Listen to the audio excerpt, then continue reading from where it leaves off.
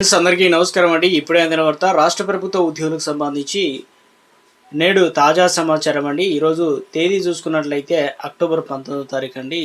2 నుంచి 3 అప్డేట్స్ అయితే రావడం జరిగిందండి. ఆ వివరాలు ఏంటనేది కూడా వీడియోలో తెలుస్తుంది. వీడియోని చివరి వరకు చూడండి, అర్థమవుతుంది. మరోసారి ఛానల్ వస్తే తప్పకుండా సబ్స్క్రైబ్ చేసుకోండి. చూస్తున్నారు కానీ లైక్ చేయడం మర్చిపోతున్నారు. వెంటనే లైక్ చేయండి. వివరాలకి అయితే వెళ్ళిపోదామండి.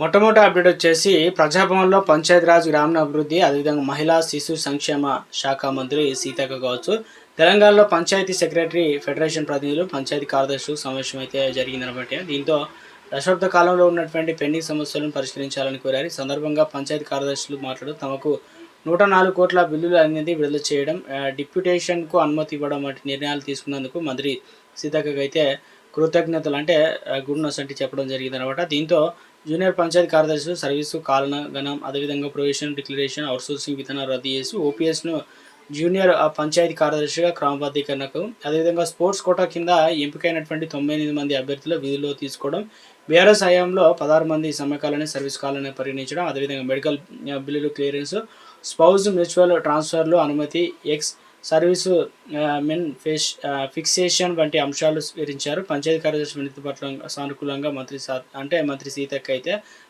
పంచాయతీరాజ్ గ్రామీణాభివృద్ధి శాఖ డైరెక్టర్ సృజన సంబంధిత అంశాలను పరిశీలించి తగిన చర్యలు తీసుకోవాలని కూడా ఆదేశాలు అయితే జారీ చేయడం జరిగిందనమాట.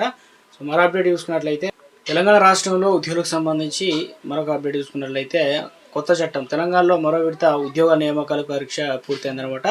ఇప్పటికే గ్రూప్ 2 సంబంధించిన సర్వీసులు ఏదైతే ఉన్నాయో ఎంపికైనటువంటి 783 మంది అభ్యర్థులకు ముఖ్యమంత్రి రేవంత్ రెడ్డి లాంఛనంగా నియామకపత్రాలు అయితే అందజేసి ఈ సందర్భంగా శిల్పకళా వేదిక ఏర్పాటు చేసిన ప్రజా పాలనలో కొలువుల పండుగ కార్యక్రమం ఆయన పాల్గొనడం అయితే జరిగిందనమాట. ఇందులో వచ్చేసి ముఖ్యంగా చూసుకున్నట్లయితే గ్రూప్ 2 ఎంపికైన అభ్యర్థులకు అందుకోసం శక్తివంచన లేకుండా కృషి చేయాలని కూడా చెప్పడం అయితే జరిగిందనమాట. ఈ ఎంపికైన వారంతా కూడా తెలంగాణ పునర్నిర్మాణ భాగస్వామ్యం కావాలని కూడా చెప్పడం అయితే జరిగిందనమాట. ఉద్యోగానికి సంబంధించిన నియమపత్రాలు అందుకోవడం కూడా అంతే ముఖ్యమైన రోజు అని అభివర్ణించారు. ఇప్పటి నుంచి బాధ్యత కలిగినటువంటి అధికారులు అని గుర్తు చేయడం జరిగిందనమాట. ప్రభుత్వ అధికారులు చేరడానికి తమ రక్తాన్ని చెమటగా మార్చిన మిమ్మల్ని భుజాన మోసిన తల్లిదండ్రులకు సంబంధించి మర్చిపోవద్దని రేవంత్ రెడ్డి పలికారు. కన్న తల్లిదండ్రులు పుట్టి పెరిగిన ఊరిని అభివృద్ధి చేసుకోవడం మీ బాధ్యత అని కూడా సూచించడం జరిగింది. ఇక ఏ పేదవాడిలోనైనా తల్లిదండ్రులు గుర్తు తెచ్చుకొని సేవలు అందించాలని అన్నారు. నిస్సహాయులకు అండగా సహాయం అందించడమే బాధ్యతగా విధులు నిర్వహించాలని చెప్పారు. ఎవరైనా కనుక తల్లిదండ్రులను విస్మరిస్తే వారి జీతం నుంచి ఎంత అయితే వస్తుందో 10% అనేది కోత పెట్టి నేరుగా వారి ఖాతాలో వేసేటట్లు చట్టం చేయబోతున్నామని కూడా రేవంత్ రెడ్డి స్పష్టం చేశారు. ప్రభుత్వం అధికారం చేపట్టిన తర్వాత మొదటి సంవత్సరం 60,000 ఉద్యోగాలు భర్తీ చేశామని పునరుద్ధరించడం జరిగింది.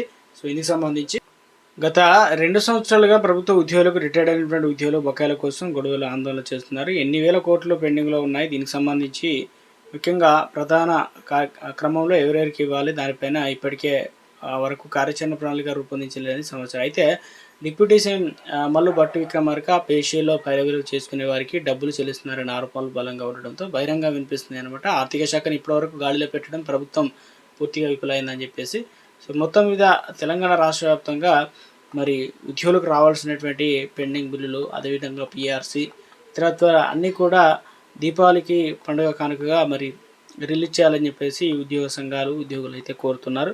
ప్రభుత్వం దీనిపైన చూడాలి మరి ఎలాంటి నిర్ణయం తీసుకుంటుంది ఏందనేది.